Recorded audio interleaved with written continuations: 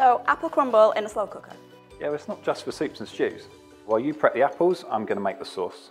We're coating the apples in melted butter and sugar. And then we add the berries. Yep, followed by our sauce and a splash of brandy. So that's on. Yep, and then we'll just cook that for about 3 hours. Now we're going to add a thin layer of crumble and allow it to cool. Add another layer of crumble, and then we'll be ready to serve. Sounds great. So all we need now is a bit of ice cream. No, it's got to be custard. No, ice cream.